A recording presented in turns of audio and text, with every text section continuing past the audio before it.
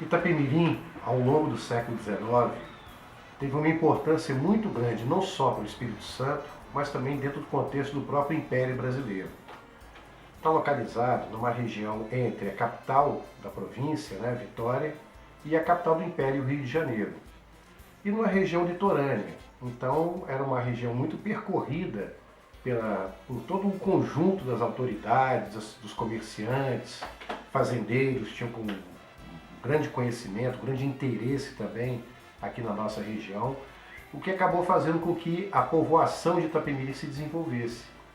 Oriunda de uma fazenda, Fazenda Caxangá, que foi constituída por volta de 1710.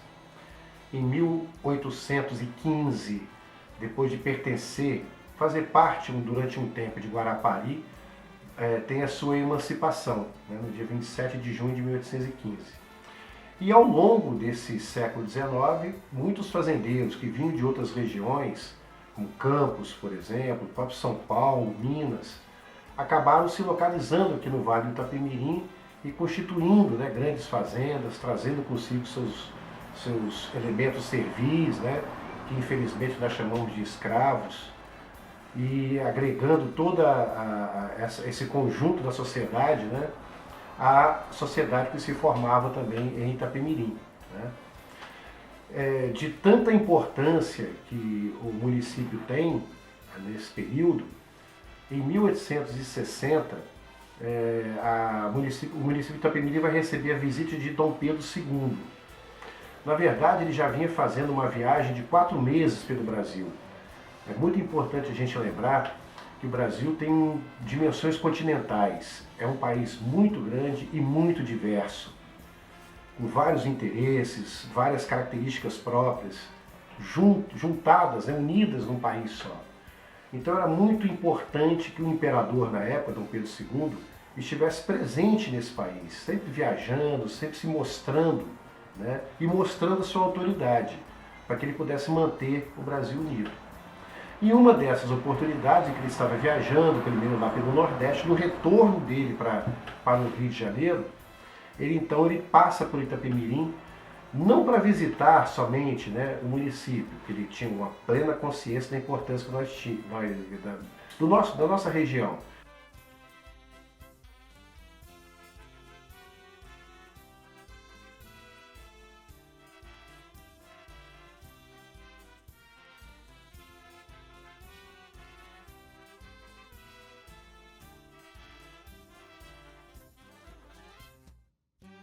Rio Novo.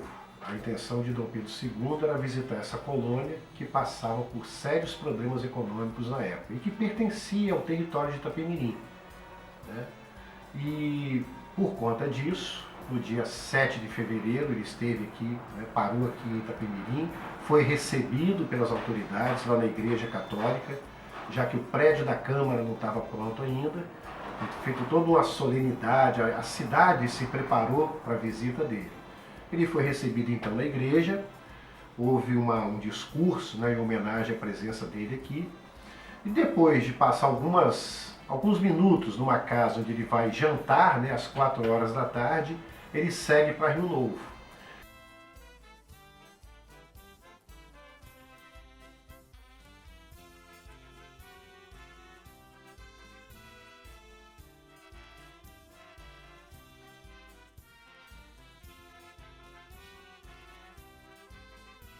Ele chega à noite em Rio Novo, no outro dia, no dia 8, ele toma as decisões relativas a amenizar os problemas que a colônia passava. Problemas econômicos, problemas em relação à saúde, falta de hospital, a falta de uma igreja. Então Dom Pedro deixa lá uma quantia em dinheiro, 600 contos de réis, para que fosse construída uma casa paroquial e pudesse ser feitos esses primeiros atendimentos à sociedade. Porque era uma colônia que começou nas mãos de um particular, Major Caetano Dias da Silva, mas depois, por conta de problemas que ele vai enfrentar, o governo vai encampá-la. Então passa a ser conhecido como Imperial Colônia de Santo Antônio de Rio Novo. Como eu havia dito, para tentar amenizar esses problemas, então, a importância da visita imperial. E Itapemirim, como era a sede do município, foi que recebeu com toda a solenidade o imperador. Agora tem uma história interessante acerca dessa visita, né? Havia aqui uma disputa política interna muito intensa naquela época, né? Entre dois grupos principalmente, e que representavam, na verdade, os dois partidos políticos que existiam no país, o Partido Liberal e o Partido Conservador. Representando esses dois partidos aqui também tinham grupos, né, liderados, de um lado, pelo Barão de Itapemirim, Joaquim Marcelino da Silva Lima, e do outro lado pelos Gomes Bittencourt, conhecido como os Moços da Areia, irmãos que tinham como fazenda principal a Fazenda da Areia, então por isso que eles acabaram sendo conhecidos dessa maneira. Mas eles tinham outras fazendas também, assim como o próprio Barão. As duas famílias, os dois grupos tinham prestígio, né? O Barão com seu partido conservador, os Gomes Bittencourt com seu partido liberal, os dois tinham muito prestígio na região e disputavam esse prestígio, inclusive. Quando Dom Pedro II estava para fazer essa visita aqui, ele certamente foi avisado de todos os problemas, as disputas internas que havia aqui na nossa região. Então, para não haver nenhum tipo de contratempo, né, agravando principalmente as relações internas aqui, ele resolve então não ser recebido nem por um lado nem por outro.